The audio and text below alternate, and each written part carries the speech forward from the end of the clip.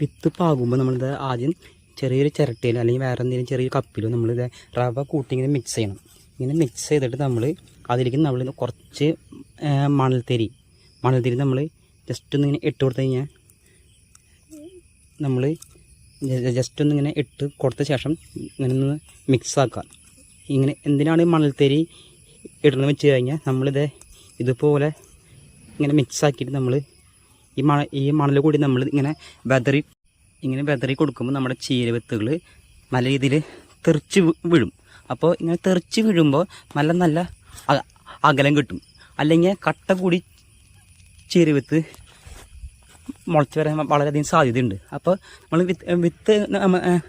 വിത്ത് നമ്മൾ എറിയുമ്പോൾ ഇതുപോലെ മണൽ വിത്ത് കൂട്ടി എറിഞ്ഞു കൊടുക്കുക. അപ്പോൾ കറക്റ്റ് ഒരളവിൽ ചീരവിത്ത് ഒരു അകലത്തിൽ മുളച്ച് വരും. അപ്പോൾ നമുക്ക് പാകി മുളച്ച് വരുന്ന ഈ വിത്തുകൾ നമുക്ക് പറിച്ചെടുക്കാൻ വളരെ സുഖമാണ്. പിന്നെ പെട്ടെന്ന് തന്നെ അത് നല്ലൊരു വളർച്ചയ്ക്ക് എത്തും ചെയ്യും. അപ്പോൾ ഈ ഒരു ടിപ്പ് നിങ്ങൾക്ക് ഉപകാരപ്പെടുന്നു കരുതുന്നു. അപ്പോൾ എല്ലാവരും എൻ്റെ ചാനലൊന്ന് സബ്സ്ക്രൈബ് ചെയ്യുക, ഷെയർ ചെയ്യുക.